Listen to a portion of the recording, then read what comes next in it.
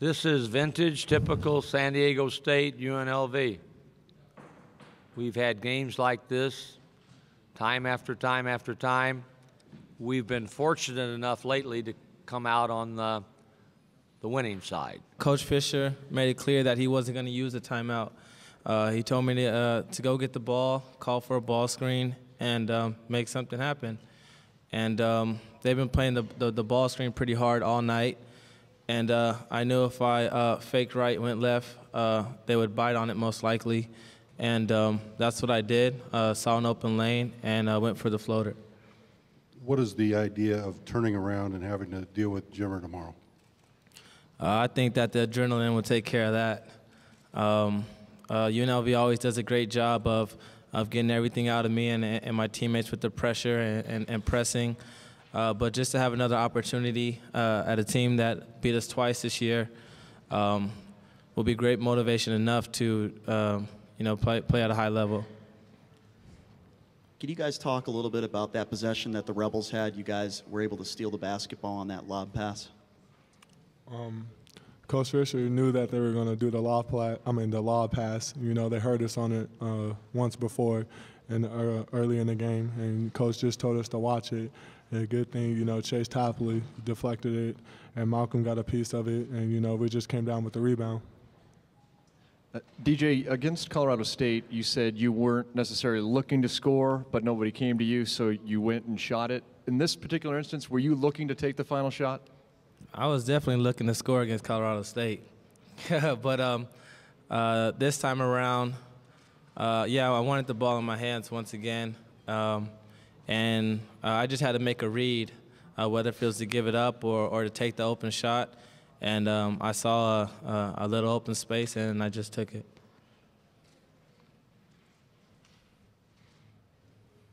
Any other questions for our student athletes back here? Malcolm, when your team's down by 2, you go to the free throw line. You had a pretty good night from the free throw line. What's going through your mind there when you're setting up for those free throws? My daughter, my mom, and my sister. You know, I missed a few earlier, and I was kind of thinking about it, but when I think about missing, I usually miss. So I just went back to my usual routine. You know, I thought about my family, and it dropped. We're here. Billy, to your left, with you being from Las Vegas, and this is going to be the last time that you played at the Thomas & Mack, maybe in front of some of the family and stuff like that, and against UNLV, did you have extra motivation for this game tonight, and how happy do you feel after this win? I'm always going to have a motivation. You know, I think it was a little bit more, you know, coming from, you know, Las Vegas, you don't want to lose to them, you know, but I'm just glad that me and my teammates stepped up tonight. You know, we just played hard defense. Like I said before, you know, we put our heart on defense, and that's what won the game today. Malcolm, you struggled against BYU both games this season against their interior defense. Are they a different team on defense without Brandon Davies? I don't know. We'll have to see tomorrow.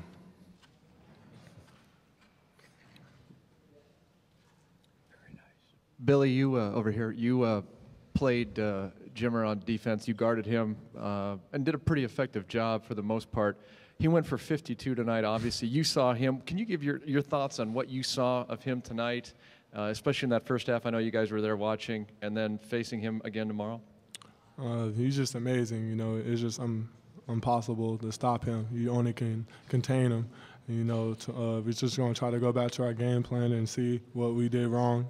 You know, we lost to him twice, and you know, we just got to see what happened in those 2 losses, and we just got to try to contain him. Back here. You. For any of the players, really, start with Billy.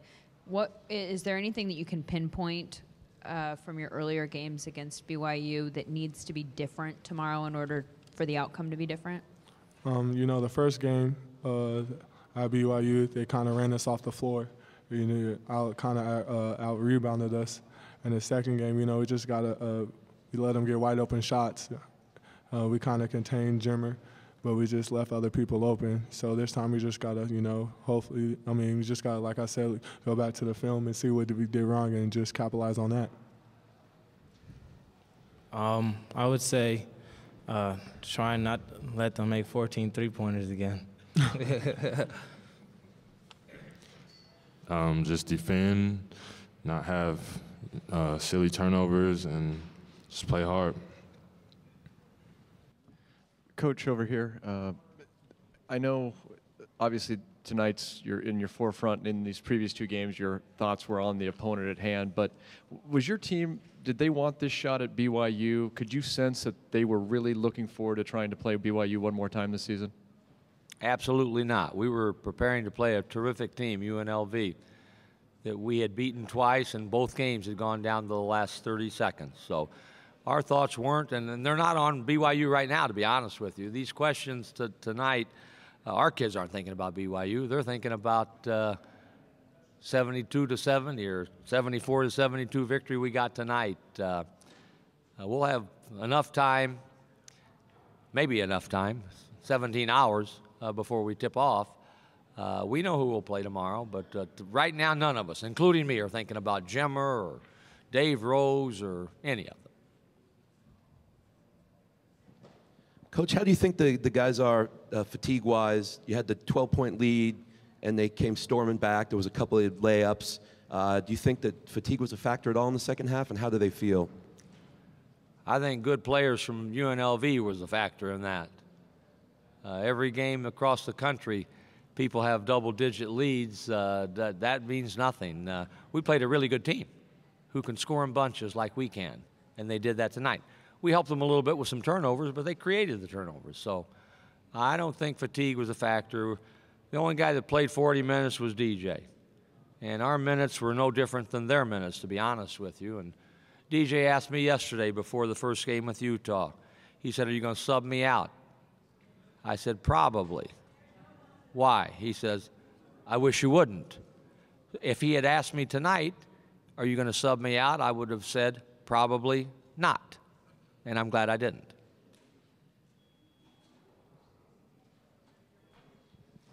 Steve, given the history of upsets in conference tournaments and all, are you surprised that it's a 1-2 matchup? That doesn't happen too often in any conference tournament, especially this one. I don't know. You know, we had a close game tonight that could have gone either way. BYU had a real close game against TCU that could have gone either way. So the fact that we've got 1 and 2 playing, I don't know what it means. A little bit of luck for us anyway to be playing. So we've got the 1 and the 2, and we'll see what happens tomorrow. Yeah, I think it's good. You know, it's not good if you're Vegas. It's not good if you're New Mexico, but it's probably a little more shining when they start talking about it tomorrow in the build-up across the country, that you got 1 and 2, 2 losses and 3 losses, and all that kind of stuff. Back here, Coach. Coach, you could talk a little bit more about DJ and sort of the mental fortitude to come up with a game like this after the last 4 or 5. He's really struggled, particularly in his shooting, had more turnovers than he usually does, and wasn't sort of the same player that he was in the middle of the season. You could tell when DJ made that first basket, at least I could, that he was going to be playing with confidence and hopefully his shot would fall, and it did tonight. DJ is a tremendous competitor. He had been in a bit of a shooting slump, obviously. I think he was 1 for 9 last night, hadn't shot the ball well, and I think he got a little bit down. But DJ is a winner, and you want a guy like that on your side. And I had a feeling that DJ would have himself ready to play a really good game and a really smart game tonight, and he did just that.